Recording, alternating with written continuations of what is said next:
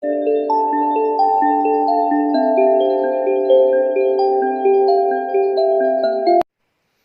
Morning વિદ્યાર્થી મિત્રો, કેમ છો? મજામાં? લાસ્ટ લેક્ચરમાં આપણે અનંત લંબાઈના પ્રવાહધારી તારના કારણે તેનાથી ડી જેટલા લંબ અંતરે આવેલા બિંદુ પર મૂકેલા બીજા એક અનંત પ્રવાહધારી તાર પર લાગતા બળ આધારિત દાખલાઓ છે એનો અભ્યાસ કર્યો હતો. ચાલો ચેપ્ટરમાં એક કદમ છે આગળ વધીએ. તો આજે આપણે જોવાનું છે કે કોઈ પ્રવાહધારિત લૂપ એટલે કે ગૂંચળું હોય તો તેના પર લાગતું ચુંબકીય ટોર્ક એટલે કે ટોર્ક લાગતું હોય છે ને આ ટોર્ક કેટલું હશે એ મેળવવાનું છે. ઓકે, અથવા તો આમને કહેવાય છે ચુંબકીય ડાયપોલ. કઈ રીતે એ આપણે આગળ સ્ટડી કરશું એટલે ખ્યાલ આવશે. હવે જો અહીંયા આ પ્રશ્નમાં આપણે ટોર્ક ભણવાનું છે અને તમે ધોરણ 11 માં ટોર્ક ખૂબ સારી રીતે ભણીને આવ્યા છો. ટોર્ક એટલે શું? તો કે ટોર્ક ક્યારે ઉદ્ભવે? તો કે ટોર્ક છે એ બળ યુગ્મને કારણે ઉદ્ભવે. એટલે કે બે બળ છે સમાન મૂલ્યના પરસ્પર વિરુદ્ધ દિશામાં અને એક રેખસ્થ ન હોય તો જ ટોર્ક ઉદ્ભવે. સમજાય છે? ટોર્ક ઉદ્ભવવા માટેનું કારણ શું? ધારો કે આ એક બાજુ છે, આના પર બળ નીચે તરફ અને અહીંયા છે બળ ઉપર તરફ લાગે છે, તો સમાન મૂલ્ય, દિશા પરસ્પર વિરુદ્ધ અને એક રેખસ્થ નથી એવા બળના કારણે ટોર્ક ઉદ્ભવે. તો જોઈએ કે આ ગૂંચળા ઉપર ટોર્ક છે કઈ રીતે ઉદ્ભવે છે. બીજું, તમે જોયું હશે જ્યારે તમે ડીસી મોટર જોવો છો તો ડીસી મોટરની અંદર જે વાઇન્ડિંગ હોય છે કન્ટિન્યુઅસલી રોટેટ થતું હોય છે. તો આ રોટેટ થવા પાછળનો ફિનોમિના જે કારણ છે આ થિયરી છે, આના કારણે જે પરિભ્રમણ થતું હોય છે. બીજી રીતે સમજીએ, ધારો કે કોઈ પદાર્થ છે, ધારો કે આ પદાર્થ છે ને આ પદાર્થ ઉપર જો હું બળ લગાડું, સિંગલ બળ લાગતું હશે તો આ પદાર્થ છે એની ઝડપમાં વધારો થશે, એ પ્રવેગી ગતિ કરી શકે, એના વેગમાં વધારો થાય અથવા અચળ પ્રવેગી ગતિ કરી શકે. ઓકે, પરંતુ જો આ પદાર્થ ઉપર હું સમાન મૂલ્ય અને વિરુદ્ધ દિશાના બળ લગાડું એટલે કે જો બળ યુગ્મ ઉત્પન્ન થાય તો બળ યુગ્મને કારણે જ ટોર્ક લાગે. તો આવું કંઈક બળ યુગ્મ છે અહીંયા લાગવાનું છે અને એની ચર્ચા છે આપણે કરવાની છે. તો જો થિયરીમાં આપણે આગળ વધીએ. આ છે બોર્ડનો ટોપિક છે, બોર્ડમાં પ્રશ્ન છે પૂછાઈ શકે છે, ખૂબ જ અગત્યનો છે અને આ આગળના ચેપ્ટરમાં એટલે કે ઇલેક્ટ્રોમેગ્નેટિક ઇન્ડક્ટન્સ છે એમાં આપણે જનરેટર ભણવાના છીએ. જનરેટર પણ કંઈક આ જ કોન્સેપ્ટ ઉપર આધારિત છે. તો આ થિયરી તમારા માટે ક્વાઇટ ઇમ્પોર્ટન્ટ બની રહેવાની છે, તેથી ખાસ ધ્યાન આપજો. જો અહીંયા એક કરંટ કેરિંગ લૂપ બતાવેલી છે, ગૂંચળું બતાવ્યું. જો આ A B C D આવું એક કરંટ કેરિંગ ગૂંચળું છે. આ ગૂંચળાના તારને અહીંથી આ રીતે રેક્ટેંગલ ફોર્મમાં લંબચોરસ રૂપે વાળી અને એને બે સ્લિપ રિંગ દ્વારા એક વાહક તાર દ્વારા જોડી દીધું અને આ વાહક તારને બેટરી દ્વારા જોડેલું છે. તો અહીંથી કંઈક પ્રવાહ છે ઉત્પન્ન થશે. આ પ્રવાહ છે લૂપમાં કંઈક આ માર્ગે આગળ વધશે. ઓકે, આ પ્રવાહની દિશા થઈ ગઈ. સમજાય છે? બીજું કે આ લૂપ છે એને સમાન ચુંબકીય ક્ષેત્રમાં મૂકેલી છે. કેવા? સમાન ચુંબકીય ક્ષેત્રમાં. તો આ ચુંબકીય ક્ષેત્રની દિશા ક્યાં હશે? ઉત્તરથી દક્ષિણ તરફ હોય. આપણે જાણીએ છીએ કે ચુંબકની ચુંબકીય ક્ષેત્રની દિશા છે ઉત્તર ધ્રુવમાંથી ચુંબકીય ક્ષેત્ર રેખા નીકળે અને દક્ષિણ ધ્રુવમાં દાખલ થાય. તો ચુંબકીય ક્ષેત્ર કંઈક આ દિશામાં હશે. ઓકે, હું દોરતો નથી જેથી કરીને આકૃતિ છે ક્લિયર રહે. હવે જુઓ, આપણે આગળ સમાન ચુંબકીય ક્ષેત્રમાં મૂકેલા પ્રવાહધારી તાર પર લાગતા બળ છે આપણે જોઈ લીધું. તો જો આ જે પોઈન્ટ છે આ પોઈન્ટ પર ચુંબકીય ક્ષેત્ર કઈ દિશામાં? આ દિશામાં. પ્રવાહ છે ઉપર તરફ. આ જે રેક્ટેંગલ લૂપ લીધેલી છે આ લૂપ છે, લૂપની લંબાઈ છે હું લઉં છું b. કેટલી લંબાઈ છે? આ લૂપની લંબાઈ b છે અને આ પહોળાઈ છે ધારો કે a છે. કેટલી છે? a છે. ઓકે, આ રીતે આપણે લઈ લીધું કે એમની પહોળાઈ b છે અને પહોળાઈ a છે અને લંબાઈ b છે. ab ક્ષેત્રફળ ધરાવતી છે આપણે લૂપ ધ્યાનમાં લઈ લીધી. ઓકે, તો જો આ જે I પ્રવાહધારી તાર છે એમાં આપણે એની જે પાંખ છે એને કહીએ કે આ AB ભાગ, આ BC ભાગ, આ CD ભાગ અને આ DA ભાગ. ઓકે, તો જુઓ આ પોઈન્ટ પર તમારે આના જે પ્રવાહધારી તાર છે એના પર લાગતું બળ કઈ દિશામાં? તો ચુંબકીય ક્ષેત્ર કઈ દિશામાં? ઉત્તરથી દક્ષિણ દિશામાં. ચુંબકીય ક્ષેત્ર બતાવ્યું ડાબો હાથો ને, આ પ્રવાહધારી તાર પ્રવાહ કઈ દિશામાં વહે છે? ઉપર તરફની દિશામાં. તો જો આ ચુંબકીય ક્ષેત્ર અને પ્રવાહ છે કઈ તરફ વહે છે? ઉપર તરફ. પ્રવાહ ઉપર તરફ, તો બળ છે ક્યાં લાગે છે? અંદર તરફ. હવે ધારો કે આ લૂપ છે આ રીતે પડેલી છે, આ રીતે છે. આ લૂપ છે એનો ફ્રન્ટ વ્યૂ છે અને હું તમને સાઈડ વ્યૂ થી બતાવું છું. તો આ લૂપ ને આપણે આ રીતે રાખી, આ એની બાજુ છે. અહીંયા ચુંબકીય ક્ષેત્ર છે આ દિશામાં છે, પ્રવાહ આ તરફ આવ્યો તો તેના પર લાગતું બળ છે આ લૂપ ને ક્યાં લઈ જશે? અંદર તરફ. એટલે આ પોઝિશનમાં કહીએ તો આના પર લાગતું બળ છે આ રીતે ડાઉનવર્ડ આવશે. કઈ બાજુ? નીચે તરફ આવશે. સમજાય છે? તો આ ભાગ પર લાગતું બળ છે ચુંબકીય બળ આપણે મેળવીએ. જો AB પ્રવાહધારિત તાર પર લાગતું ચુંબકીય બળ Fm is equal to IL cross B પરથી F AB ભાગને કારણે કેટલું આવશે? તો કે I લંબાઈ L, L ના બદલે આપણી પાસે શું છે? B. ચુંબકીય ક્ષેત્ર તો B જ છે. અને ખૂણો કેટલો? તો જો ચુંબકીય ક્ષેત્ર અહીંથી આ રીતે, ચુંબકીય ક્ષેત્ર આ દિશામાં અને પ્રવાહ કઈ દિશામાં વહી રહ્યો છે? ઉપર તરફ. તો આ જે લૂપ છે, લૂપ ની વચ્ચે ચુંબકીય ક્ષેત્ર અને પ્રવાહ વચ્ચેનો જે ખૂણો આવશે કેટલો આવશે? 90 ડિગ્રી આવશે. ઓકે, તો આ ખૂણો કેટલો આવશે? sin 90 degree. તો તેના પર લાગતું બળ આવશે FAB is equal to, loop ને આપણે સ્મોલ ab વડે દર્શાવ્યો છે. Okay, FAB is equal to ILB. કઈ દિશામાં? અંદર તરફ. ઓકે, આટલું બળ છે લાગશે. બળની દિશા છે પણ આપણે આ અંદર જશે. ચાલો BC ભાગના કારણે, તો BC ભાગના કારણે ચુંબકીય ક્ષેત્ર કઈ દિશામાં છે? આ તરફ. પ્રવાહખંડ પણ સેમ. તો IDL અને B વચ્ચેનો જે ખૂણો આવશે એ કેટલો આવશે? 0 ડિગ્રી. ઓકે, તો હવે આપણે લખીએ કોના કારણે? FBC. FBC is equal to I. આ લેન્થ કેટલી આવશે? A B sin 0 degree. સમજાય છે? કેમ?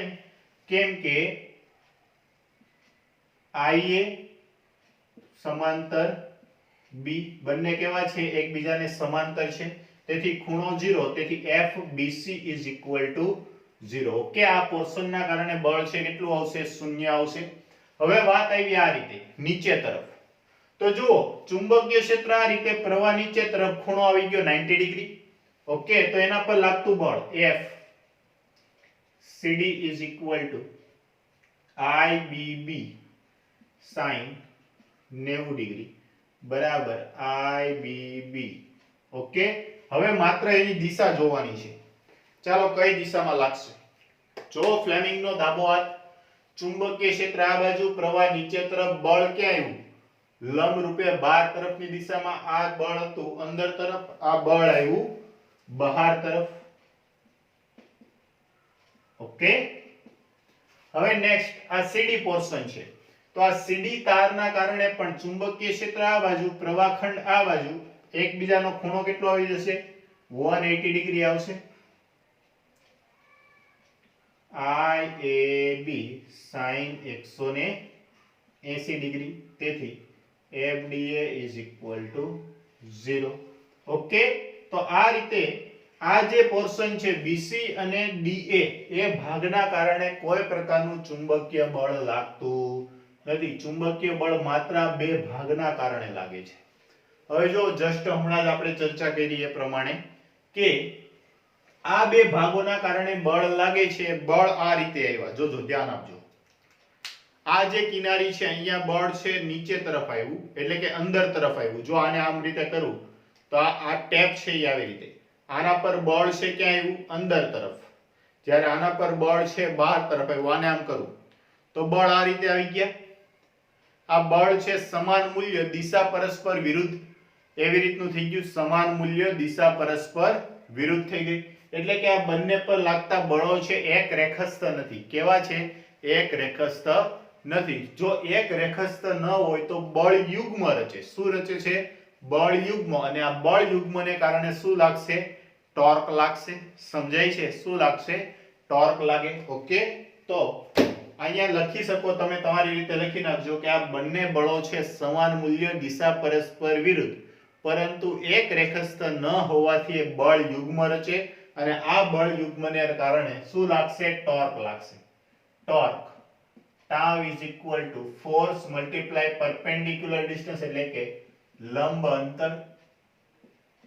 ઓકે, ફોર્સ અને લંબ અંતર. તો બળ કેટલું છે? જો આ કોઈમાંથી એક બળ છે આપણે ધ્યાનમાં લેવાનું હોય. I B આવશે ને, IBB IBB કોઈ એક બળ અને એની વચ્ચેનું લંબ અંતર. તો લંબ અંતર છે આ થશે, બંને બળો વચ્ચેનું લંબ અંતર એ કેટલું આવશે? A. તો આવું થઈ જશે I AB B એટલે આવી ગયું IAB. ઓકે, આટલું ટોર્ક લાગશે. ટોર્ક કેટલું લાગશે? IAB. અહીંયા લખી શકો કે એરિયા A બરાબર લંબાઈ ગુણ્યા પહોળાઈ. હવે આ તો માત્ર એક જ લૂપની વાત કરી. આવી ધારો કે n લૂપનું ગૂંચળું હોય તો આ માત્ર એક જ લૂપની. આવા ધારો કે n હોય તો તેના પર લાગતું ટોર્ક થઈ જશે n આટાવાળું હોવાથી NIAB. ઓકે, આ ટોર્કનું સૂત્ર થઈ ગયું. ક્યારે?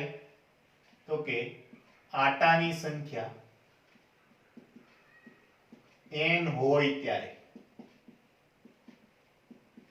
ઓકે, ત્યારે તેના પર લાગતું ટોર્ક છે કેટલું થઈ જશે? NIAB. પણ આ આપણે એક આદર્શ પરિસ્થિતિનો વિચાર કર્યો. કેવી પરિસ્થિતિ? આદર્શ. જો હજી આ લંબ અંતર તમને ના સમજાતું હોય તો સમજી લો કે આ ચુંબકીય ક્ષેત્ર છે, તો આ ચુંબકીય ક્ષેત્રમાં તમે જે પોઈન્ટ મૂકેલો છે આ પોઈન્ટ દર્શાવું છું. આ B છે, આ પોઈન્ટ C છે અને સમાન ચુંબકીય ક્ષેત્ર આ દિશામાં છે. તો આ B છેડા પર જે બળ લાગે છે ની અંદર તરફ છે. કઈ દિશામાં છે? અંદર. તો એને હું નીચે દર્શાવું. અને C છેડા પર લાગતું બળ છે આ ઉપર તરફ છે અને આ એમની પરિભ્રમણ અક્ષ છે. ઓકે, આ પોર્શન છે મેં અહીંથી બતાવ્યો. તો આ B છેડા પર બળ અંદર તરફ એટલે નીચે બતાવ્યું, C છેડા પર બળ છે બહાર આવતી દિશામાં એને ઉપર બતાવ્યું. અને આ જે લંબાઈ આપી છે ને, આ BC ની લંબાઈ છે, સોરી પહોળાઈ, એ કેટલી છે? A. તો આ બળ આપણે જાણીએ છીએ કેટલું છે? IBB. ઓકે, તેથી આ ટોર્ક આવે છે કોઈ પણ એક બળનું મૂલ્ય અને આ લંબ અંતર. લંબ અંતર કેટલું આવે છે? A. ઓકે, તો આ રીતે તમે આ પ્રશ્ન છે ઉકેલી શકો. તો આ ટોર્ક આવી ગયું. કેટલું આવ્યું? IAB અથવા તો ટોર્ક ઇક્વલ ટુ NIAB. પણ શું પરિભ્રમણની દરેક અવસ્થામાં આ લૂપ છે આ સ્થિતિમાં રહેશે? જો આ તો આપણે આદર્શ પરિસ્થિતિનો વિચાર કર્યો કે ત્યાં લૂપ છે આ કન્ડિશનમાં છે. પણ જેવું જ હવે આ છેડા ઉપર બળ અંદર તરફ, તો આ આવી રીતે ગયું. આ છેડો છે ઉપર આવ્યો ને આ રીતે આ શું કર્યા કરશે? પરિભ્રમણ કરશે. તો આ છેડો નીચે તરફ આવે છે ત્યારે એના પર લાગતું ટોર્ક કેટલું હશે? આ કેવી પરિસ્થિતિ વિચારી કે જ્યારે ખૂણો છે 90 ડિગ્રી હોય ત્યારે. ઓકે, તો હવે કન્ડિશન વિચારીએ કે જો આ જે લૂપ છે આ લૂપનો એરિયા વેક્ટર, આ ક્ષેત્રફળ સદિશ કઈ બાજુ? જો ધારો કે આ લૂપ છે, આ લૂપનો ક્ષેત્રફળ સદિશ તો આ જ્યાંથી તમે જોવો છો ત્યાંથી લંબ રૂપે નીચે તરફ, નીચેથી જોવો છો તો લંબ રૂપે નીચે તરફ, ઉપરથી જોવો છો તો લંબ રૂપે ઉપર તરફ. ચુંબકીય ક્ષેત્ર તો આ દિશામાં છે જ તે. તો આ જે A અને જોવો તો હવે આ ભાગ છે, આ બાજુની કિનારી છે ક્યાં જાય છે? નીચે તરફ. અને આ તો આ ભાગ કેવો થઈ ગયો? આવી રીતે ટિલ્ટેડ થઈ જશે. જ્યારે કોઈ ખૂણો હોય ત્યારે આ રીતે ત્રાંસો ભાગ છે દર્શાવવાનો થાય. ઓકે, તો એની વિચાર કરીએ છીએ આપણે. કેસ 2 લઈએ કે જો A અને B વચ્ચેનો ખૂણો થીટા હોય તો. ઓકે, થીટા હોય તો આવું થશે કે આ ભાગ છે નીચે આવશે આ રીતે. આ ભાગ કોણ છે? B છે, આ C છે. આના પર લાગતું બળ છે નીચે તરફ આવશે, આના પર લાગતું બળ છે આ રીતે ઉપર તરફ હશે. ઓકે, આ એની પરિભ્રમણ અક્ષ થઈ ગઈ. જોજો ધ્યાન આપજો, ખાસ સમજવા જેવી વસ્તુ છે. આ એની શું છે પરિભ્રમણ અક્ષ કે જેને અનુલક્ષીને એ પરિભ્રમણ કરે છે. ઓકે, આ એમની પરિભ્રમણ અક્ષ છે. હવે આ સ્થિતિમાં આનો ક્ષેત્રફળ સદિશ છે આ રીતે સપાટીને લંબ રૂપે આ દિશામાં હશે. અને ચુંબકીય ક્ષેત્ર તો આપણે જાણીએ છીએ કે ચુંબકીય ક્ષેત્ર આ રીતે, આ બી ની દિશા, તો બી અને એ વચ્ચેનો ખૂણો કેટલો આવી ગયો? થીટા આવ્યો. હવે જોજો ખાસ ધ્યાનથી સમજજો, જો આ ભાગ છે આને આવી રીતે આમ લંબાઈ દો, જો આ ખૂણો થીટા છે તો આ ખૂણો કેટલો આવશે? 90 માઈનસ થીટા. જો આ ખૂણો થીટા છે તો આ ખૂણો કેટલો આવશે? 90 માઈનસ થીટા. જો આ 90 માઈનસ થીટા છે તો સમાંતર રેખાની બે છેદિકાઓ 90 માઈનસ થીટા, તો આ ખૂણો પણ કેટલો આવશે? 90 માઈનસ થીટા. સમજાય છે? હવે આને આ બળને હું આ રીતે ખેંચું, આ બળ, આને હું આ રીતે પાછળ તરફ લંબાવું તો આ ખૂણો પણ 90 થઈ ગયો. જો આ 90 માઈનસ થીટા હોય તો આ ખૂણો કેટલો આવશે? થીટા આવશે. સમજાય છે? આ ખૂણો કેટલો આવી ગયો? થીટા. બીજું કે આ બાજુ જે BC હતી એટલી જ આ બાજુ છે, બાજુની લંબાઈ બદલાવાની નથી. આ જે અહીંયા કન્સિડર કરી હતી એ જ આવી રીતે આમ રોટેટ થઈ એટલે આ જ એટલી જ છે. ઓકે, તો જુઓ તમારે શું કરવાનું હોય, આ બે બળ અને બળો વચ્ચેનું લંબ અંતર છે મેળવવાનું હોય. આ ખૂણો થીટા આવ્યો, અહીંથી આ જો આ રીતે, તો આને તમે લંબ અંતર કહી શકો. આ ખૂણો થીટા છે, આ તમારી પાસે કર્ણ આખાનું માપ a છે, આ ખૂણો થીટા છે, તો તમને આ બાજુ એ બંને બળો વચ્ચેનું લંબ અંતર થઈ ગયું. તમે આ અંતર કન્સિડર કરો કે આ કરો, બધું એક જ છે. ઓકે, તો જો આ જે અંતર છે ને એને હું કહી દઉં છું x નામ આપું, તો x આપણે મેળવવું પડે. ઓકે, આ તો આપણું b હતું જ તે. તો શું થશે? તો કે sin θ is equal to સામેની બાજુ છેદમાં કર્ણ થશે. ઓકે, તમારે સામેની બાજુ મેળવવી છે તો xc is equal to શું થશે? bc sin θ. અને bc equal to આપણી પાસે શું છે? bc equal to છે મારી પાસે a, તો આ શું આવી ગયું? a sin θ. ઓકે, તો આ આપણને xc જે બાજુ જે સામેની છે એની લંબ અંતર છે આપણને મળી ગયું. તો હવે આના પર લાગતું ટોર્ક, તો કે torque tau is equal to f into લંબ અંતર xc. તો f કેટલું છે? બળ તો સમાન જ રહેવાનું છે, કેટલું આવશે? ibb. અને લંબ અંતર કેટલું આવી ગયું? a sin θ. ફરી પાછું આને વ્યવસ્થિત અરેન્જમેન્ટ કરો તો આવું થઈ જશે iab b sin θ. ab એટલે ક્ષેત્રફળ, તો iab sin θ, જ્યાં થીટા એ a અને b વચ્ચેનો ખૂણો છે. થીટા શું છે? a અને b વચ્ચેનો ખૂણો. આ માત્ર એક લૂપને જ કારણે આવ્યું. ધારો કે આવા a ને હટાવો હોય તો એના પર લાગતું ટોર્ક શું થઈ જશે? niab sin θ. ઓકે, આ ટોર્કનું સૂત્ર આવી ગયું. ગૂંચળું કોઈ પણ ખૂણે પરિભ્રમણ કરતું હોય તો તેના પર લાગતા ટોર્કનું સૂત્ર આપણને મળી ગયું. એ આવ્યું niab sin θ, જ્યાં θ શું છે? a અને b વચ્ચેનો ખૂણો. હવે જે આપણે કહીએ છીએ ચુંબકીય ડાયપોલ, તો ચુંબકીય ડાયપોલની ડાયપોલ મોમેન્ટ આપણે આગળ પણ આ ચેપ્ટરમાં છે અભ્યાસ કરી ગયા છીએ, જેને આપણે સ્મોલ m વડે દર્શાવીએ છીએ. તો એ ડાયપોલ મોમેન્ટ થશે m is equal to nia. Okay, આખું ટર્મ છે, જોજો વ્યવસ્થિત કરું છું. આ ટોર્ક છે, આ ટોર્કને આપણે બતાવ્યું તો આને સદિશ સ્વરૂપે કઈ રીતે બતાવી શકીએ? તો ટોર્ક ઇક્વલ ટુ, પેલા તે મૂલ્ય સ્વરૂપે લે, torque equal to mb sin θ, જ્યાં m બરાબર ચુંબકીય ડાયપોલ મોમેન્ટ. શું આવશે? ચુંબકીય ડાયપોલ. ઓકે, ટોર્ક નું સૂત્ર શું આવશે? Torque equal to mb sin θ, જ્યાં m છે ચુંબકીય ડાયપોલ મોમેન્ટ અને m ઇક્વલ ટુ થશે n i a. ઓકે, આના બરાબર આપણે શું લખ્યું? n i a. તો આ mb થઈ ગયું. હવે આને સદિશ સ્વરૂપે લખો તો torque equal to m cross b. યાદ કરો वो दिन, કયો દિવસ? जब हम छोटे बच्चे थे. એવું નહીં હો ભાઈ, એવો દિવસ કે જ્યારે આપણે સમાન ચુંબકીય ક્ષેત્રમાં મૂકેલા વિદ્યુત ડાયપોલ પર લાગતા ટોર્કનું સૂત્ર મેળવ્યું હતું. યાદ છે? સમાન ચુંબકીય ક્ષેત્રમાં મૂકેલી વિદ્યુત ડાયપોલ પર લાગતા ટોર્કનું સૂત્ર યાદ કરો. શું હતું? જો વિદ્યુત ડાયપોલ પર લાગતું ટોર્ક હતું Pe P ક્રોસ E और P sin θ. યાદ કરો. આ શું હતું? P વિદ્યુત ડાયપોલ મોમેન્ટ, E વિદ્યુત ક્ષેત્ર, M ચુંબકીય ડાયપોલ મોમેન્ટ, B ચુંબકીય ક્ષેત્ર. તો આ વિદ્યુત ક્ષેત્ર અને ચુંબકીય ક્ષેત્ર એટલે કે વિદ્યુત શાસ્ત્ર અને ચુંબકીય શાસ્ત્ર આ રીતે એકબીજા સાથે સામ્યતાઓ ધરાવે છે. શું ધરાવે છે? સામ્યતાઓ, એકબીજાને મળતા આવે છે. સમજાય છે? આ જે ટોર્ક મળ્યું, આ ટોર્કનું સૂત્ર આવતું હતું m ક્રોસ b. તો વિદ્યુત શાસ્ત્રમાં આ સૂત્ર શું આવતું હતું? p cross e. જ્યાં p છે વિદ્યુત ડાયપોલ મોમેન્ટ હતી, અહીંયા m છે ચુંબકીય ડાયપોલ મોમેન્ટ છે. આ વિદ્યુત ક્ષેત્ર છે તો આ ચુંબકીય ક્ષેત્ર છે.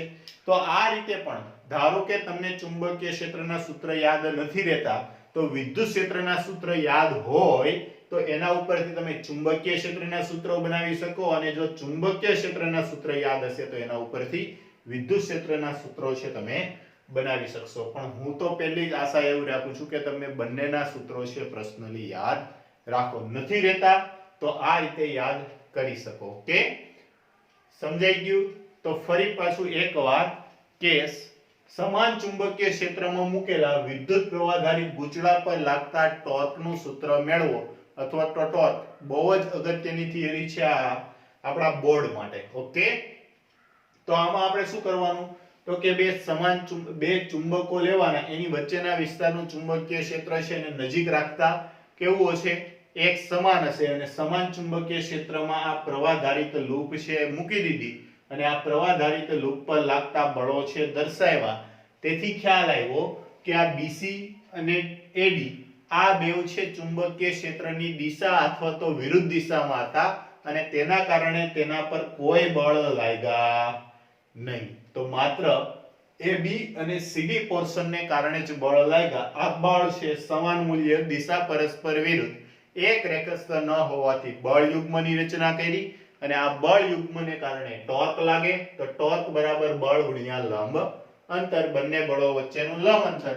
તો આ લંબ અંતર કેટલું આવશે? આના પર ડાઉનવર્ડ એટલે કે અંદર તરફ, આના પર બહાર તરફ. તો આવી રીતે પ્લેનમાં દર્શાવીએ તો આ ડાઉનવર્ડ, આ અપવર્ડ. ઓકે, તો આ બળ છે IBB. જોજો ILB નહીં લખતા, આ લંબાઈ છે આપણે b ધ્યાનમાં લીધેલી છે. ઓકે, તો IBB અને પહોળાઈ છે a, તો IABB. તેથી આ ટોર્કનું સૂત્ર એવું IAB. આવા n આટા હોય તો NIAB. પણ આ પરિસ્થિતિ છે આપણે આદર્શ લીધી કે સમાન ચુંબકીય ક્ષેત્ર હતું, એમાં જે આ ગૂંચળું છે આ રીતે લંબ રૂપે, ગૂંચળાનું ક્ષેત્રફળ સદિશ છે લંબ રૂપે નીચે તરફ હતો એવી આપણે ધારણા કરી. પણ શું ગૂંચળાના પરિભ્રમણ દરમિયાન દરેક વખતે θ છે 90 ડિગ્રી હશે? તો કે ના, નહીં હોય. તો એના માટેનું એક સામાન્ય સૂત્ર છે આપણે તારવી લીધું, અને એ આવ્યું NIAB sin θ. અથવા ન યાદ રહે તો આને તમે કહી શકો b ના sin θ. શું? b ના sin θ. BINA, b ના sin θ. ઓકે, ટોર્કનું સૂત્ર શું આવશે? b ના sin θ. એટલે હવે ભૂલાવવું ન જોઈએ. જો NIAB યાદ નથી તો શું યાદ રાખો? b ના sin θ. ઓકે, અને NIA બરાબર થાય ચુંબકીય ડાયપોલ મોમેન્ટ, અને NA બરાબર NIA ને બદલે m અથવા તો ઘણી વખત છે કેપિટલ M પણ યુઝ કરે છે. ઓકે, આપણે આપણી ટેક્સ્ટ બુક પ્રમાણે જઈએ તો સ્મોલ m ક્રોસ b. તો આ આવી ગયું ટોર્કનું સૂત્ર. તો આ થિયરી છે તમે વ્યવસ્થિત નોટ ડાઉન કરો. પછી આપણે સમાન ચુંબકીય ક્ષેત્રમાં મૂકેલા કોઈ ગૂંચળું છે તો તેના પર કેટલું જે કાર્ય થતું હોય છે, અને આ કાર્યને કારણે એના પર કંઈક સ્થિતિ ઊર્જા છે સંગ્રહ પામતી હોય છે. તો આ સ્થિતિ ઊર્જાનો પણ આપણે અભ્યાસ કરવો છે. ઓકે, તો પહેલા આમને નોટ ડાઉન કરી લો.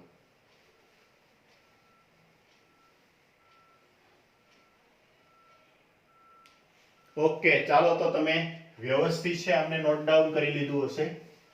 જો હવે આગળ વધીએ.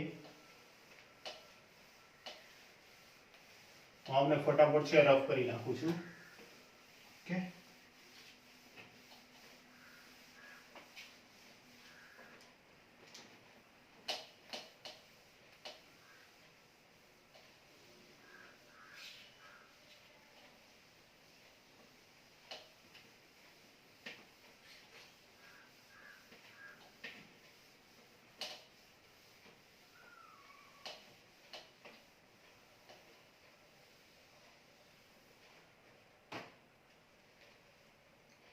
જુઓ તો હવે આપણે એવું કહી શકીએ કે સમાન વિદ્યુત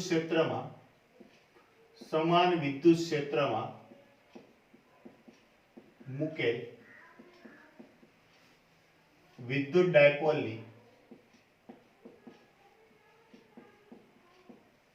સ્થિતિ ઊર્જા U બરાબર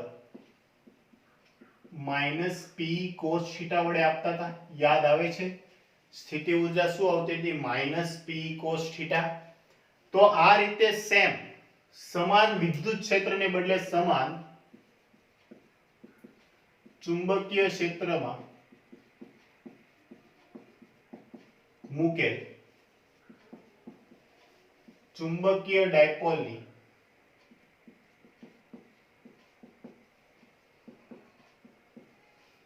સ્થિતિ ઊર્જા U is equal to -mb cos θ. Okay, આ વાત કદી ન ભૂલાય. સમજાય છે? જો ટોર્ક છે તો m ક્રોસ b એટલે કે mb sin θ, અને જો સ્થિતિ ઊર્જા છે તો -mb cos θ. ઓકે, તો આ પણ સૂત્ર છે, ખાસ તમારે તૈયાર કરવાનું છે. સમાન ચુંબકીય ક્ષેત્રમાં મૂકેલા ચુંબકીય ડાયપોલની સ્થિતિ ઊર્જાનું સૂત્ર આવશે -mb cos θ. હવે આ ડાયપોલની સ્થિતિ ઊર્જા છે ક્યારે લઘુત્તમ હોય ક્યારે મહત્તમ હોય, એટલે કે આ જે સ્થિતિ ઊર્જાને કારણે ડાયપોલ છે સ્થાયી અવસ્થામાં હશે. જોવું પડશે ને, તો આવા ત્રણ પ્રકાર છે: સ્થાયી અવસ્થા, અસ્થાયી અવસ્થા. સમજાય છે? ઇક્વિલિબ્રિયમ જે આવે છે એ કેવા હશે? સંતુલન અવસ્થામાં હશે, અસંતુલિત અવસ્થામાં હશે કે અસ્થાયી સ્થિતિમાં હશે.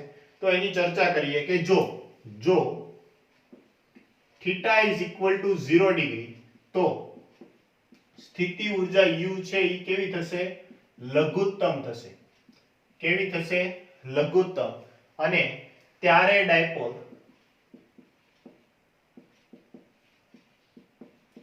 સંતુલન સ્થિતિમાં છે એવું કહેવાય. ઓકે, ફરી એકવાર, જો θ is equal to 0 ડિગ્રી તો સ્થિતિ ઊર્જા છે લઘુત્તમ થશે અને ત્યારે ડાયપોલ છે સંતુલન થશે. આમાં મૂકો cos 0 ની કિંમત 1, પણ આગળ ચિહ્ન છે માઈનસ હોવાથી સ્થિતિ ઊર્જા કેવી થઈ ગઈ? લઘુત્તમ થઈ ગઈ. ચાલો આગળ વધીએ. જો θ is equal to 180 ડિગ્રી તો સ્થિતિ ઊર્જા U છે મહત્તમ. કેવી થશે? મહત્તમ. અને ત્યારે ડાયપોલ મહત્તમ અસ્થાયી અવસ્થામાં છે એવું કહેવાય. મહત્તમ અસ્થાયી અવસ્થામાં.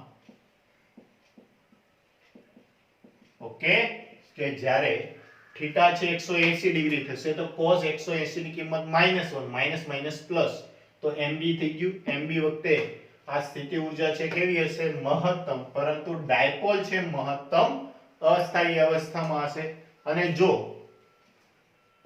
θ is equal to 90 ડિગ્રી તો સ્થિતિ ઊર્જા U is equal to 0. સ્થિતિ ઊર્જા કેટલી આવશે?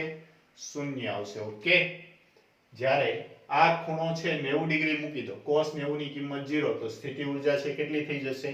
0 થઈ જશે. તો આ હતું સમાન ચુંબકીય ક્ષેત્રમાં મૂકેલી ચુંબકીય ડાયપોલની સ્થિતિ ઊર્જાનું સૂત્ર. ઓકે, ચાલો આમને વ્યવસ્થિત નોટ કરો, પછી આપણે આગળ વધીએ.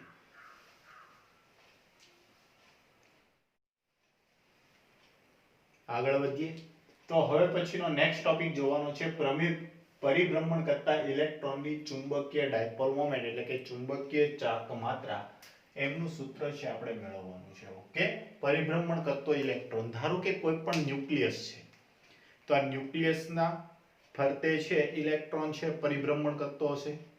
તો ન્યુક્લિયસની ફરતે ઇલેક્ટ્રોન છે પરિભ્રમણ કરતો હોય, આપણે તો એવું જ કહીએ છીએ કે ગતિ કરતો ઇલેક્ટ્રોન છે વિદ્યુત ક્ષેત્ર ઉત્પન્ન કરે અથવા તો પ્રવાહનું નિર્માણ કરે. સમજાય છે? શું ઉત્પન્ન કરશે? પ્રવાહનું નિર્માણ કરે.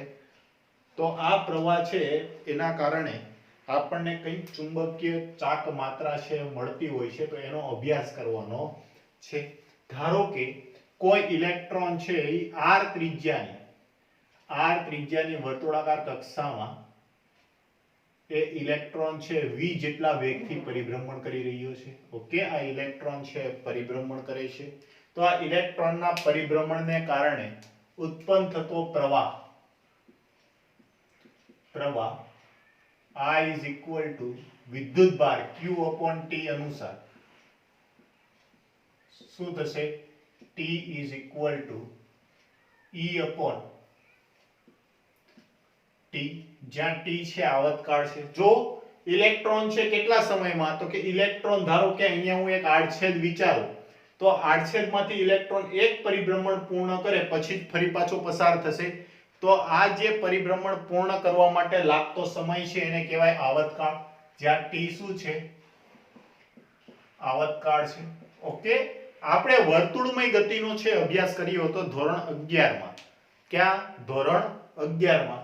તો આવર્તકાળ છે આપણે કઈ રીતે મેળવીએ? અને જો તમને યાદ નથી તો ફરી પાછું એકવાર ધ્યાન આપો કે આ ઇલેક્ટ્રોન છે અહીંયા v ઝડપથી ગતિ કરે છે.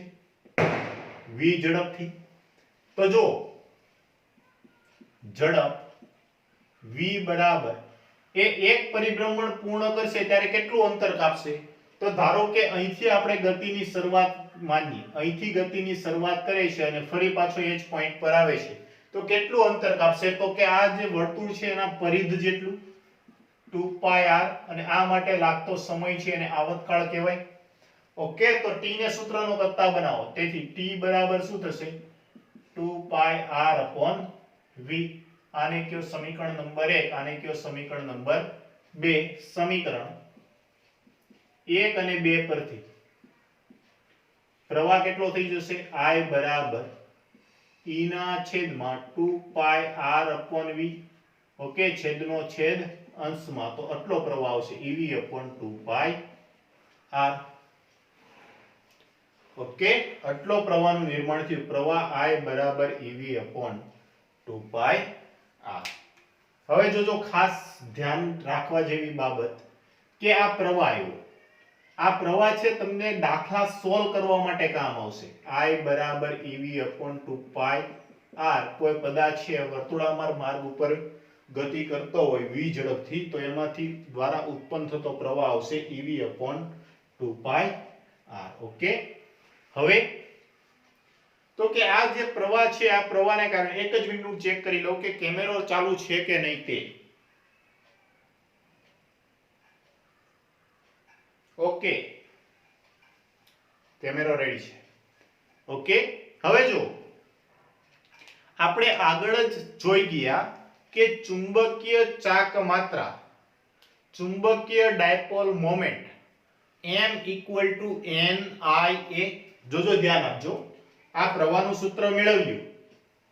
આપણે શેનો અભ્યાસ કરવાનો છે? ચુંબકીય ચાક માત્રા. તો ચુંબકીય ચાક માત્રા કૌંસમાં ડાયપોલ મોમેન્ટ, એને આપણે શેના વડે દર્શાવ્યું? m વડે. ઓકે, પરંતુ અહીંયા આ જે કેસમાં ઇલેક્ટ્રોનના કેસમાં આપણે એને μl વડે, ટેક્સ્ટ બુક આધારે જઈએ તો એને આપણે શેના વડે રિપ્રેઝન્ટ કરીએ છીએ? μl વડે. શેના વડે? μl વડે. તો એનું સૂત્ર શું થશે? NIA. પરંતુ અહીંયા તો એક જ આટા છે, એક જ લૂપ છે, પરંતુ n = 1 હોવાથી μl = શું આવશે? I × a. ઓકે, આ સૂત્ર છે હું અહીંયા કેરી ફોરવર્ડ કરું છું, જોજો. ઓકે, તો મ્યુ એલ ઇક્વલ ટુ શું આવ્યું? Mu L is equal to I into area pi r square. વર્તુળ છે, વર્તુળનું ક્ષેત્રફળ પાઈ આર સ્ક્વેર. તમે આ પ્રવાહની કિંમત છે અહીંથી અહીંયા મૂકી દો તો મ્યુ એલ ઇક્વલ ટુ શું આવશે? Mu L equal to EV upon 2 pi r into pi r square. એમાંથી પાઈ આર કેન્સલ આઉટ થઈ ગયા તો mu L is equal to શું આવ્યું? EV r upon 2 એટલે કે 1 upon 2 EV r. ઓકે, જોજો ફરી એકવાર mu L is equal to શું આપણને મળ્યું? તો કે 1 upon 2 EV r. આ મળી ગયું મ્યુ એલ. હવે મ્યુ એલ અપોન તમે એલ કરો ને, મ્યુ એલ અપોન એલ, તો એને કહેવાય ગાયરોમેગ્નેટિક રેશિયો. શું કહેવાય છે? ગાયરોમેગ્નેટિક રેશિયો. તો એના માટે આ જે સૂત્ર છે એમને m વડે ગુણો અને m વડે ભાગો. આ જે સૂત્ર મળ્યું એને શું કરો તમે? તો કે આને m વડે ગુણો અને m વડે ભાગો. ચાલો જોઈ. તો આ શું થશે? Mu L is equal two 1 upon 2m into mvr. જો આવું સૂત્ર થઈ ગયું. આને m વડે ગુણ્યું, m વડે ભાગ્યું. m કેન્સલ કરી નાખો. evr ના છેદમાં બે જે હતું તે જ આપણે કંઈ કર્યું નથી. તો mvr ને શું કહેવાય? કોણીય વેગમાન. યાદ કરો તો શું થઈ જશે? Mu L is equal two e upon 2m into l, જ્યાં l બરાબર કોણીય વેગમાન અને l ઇક્વલ ટુ શું થશે? સોરી માફ કરજો, l ઇક્વલ ટુ કોણીય વેગમાન, l equal to mv r. Okay, તો એની કિંમત અહીંયા મૂકી દીધી. હવે શું કરો?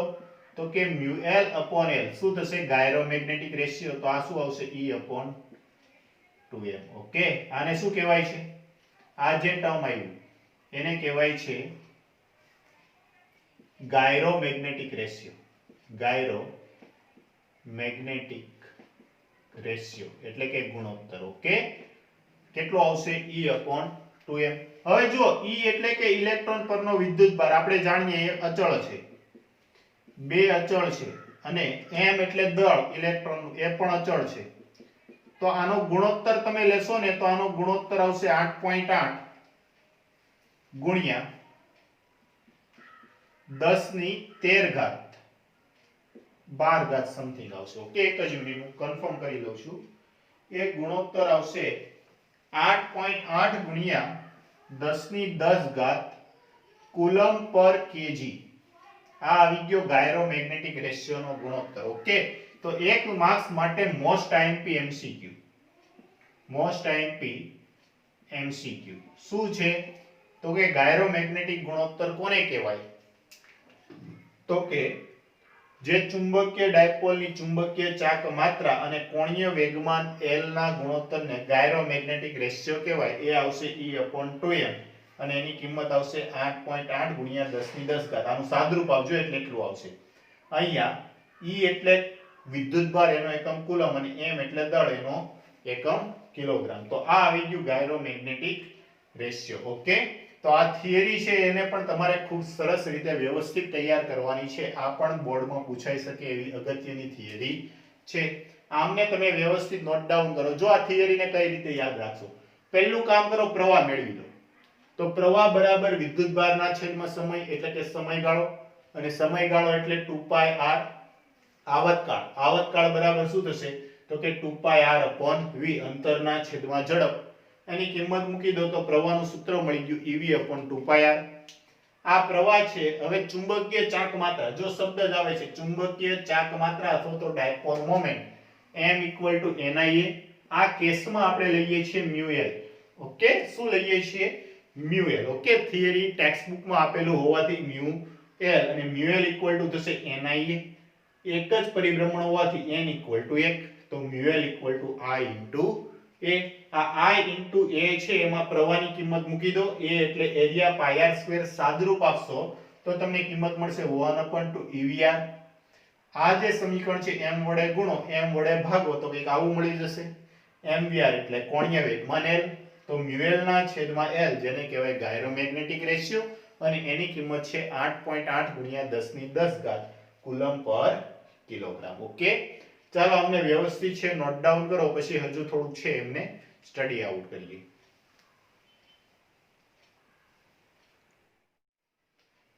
ઓકે, જુઓ તો આપણે છેલ્લે ચુંબકીય ચાક માત્રા મ્યુએલ ઇઝ ઇક્વલ ટુ મેળવ્યું E/2m ઇન્ટુ કોણીય વેગમાન L. યાદ આવે છે? આવું સૂત્ર છે આપણે મેળવ્યું. હવે અહીંયા L શું છે? કોણીય વેગમાન છે. પણ આપણે બોહર અધિતર્ક ભણી ગયા. શું ભણી ગયા? બોહર અધિતર્ક અનુસાર, બોહર અધિતર્ક અનુસાર કોણીય વેગમાન L is equal two nh/2π. યાદ આવે છે? nh/2π. તો જે આગળ હમણાં જે આપણે સમીકરણ ભણી ગયા, આ સમીકરણમાં L is equal two nh/2π મૂકી દો, તો આ સમીકરણ શું થશે?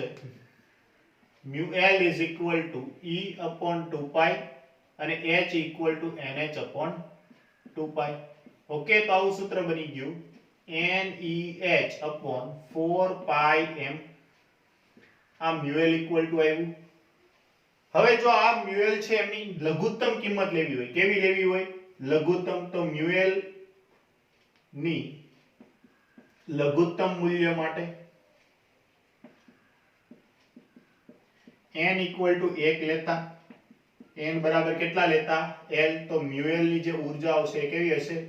લઘુત્તમ હશે. μL નું જે મૂલ્ય આવશે એ કેટલું હશે? તો કે EH/4πm. દરેકની કિંમત છે તમે જાણો છો, દરેકની કિંમત મૂકી દો. ચાલો, E એટલે ઇલેક્ટ્રોન પરનો વિદ્યુતભાર 1.6 ગુણ્યા 10 ની -19.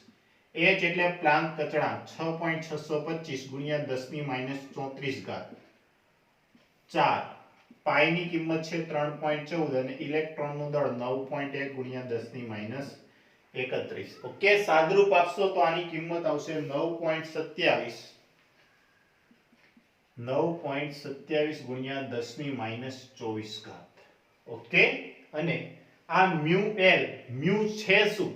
ચુંબકીય ચાક માત્રા, ચુંબકીય ડાયપોલ મોમેન્ટ, અને ચુંબકીય ડાયપોલનો એકમ શું આવશે? Ampere metre square. ઓકે, તો μL ની લઘુત્તમ કિંમત આવી. આ લઘુત્તમ કિંમતને કહેવાય છે બોહર મેગ્નેટો. શું કહેવાય છે?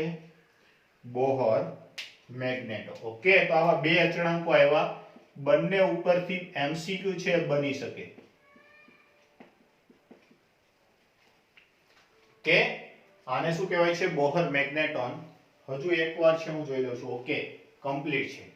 તો બે અચળાંકો બે આવ્યા. એક છે ગાયરોમેગ્નેટિક રેશિયો, જે આવ્યું μL/L is equal to E/2π.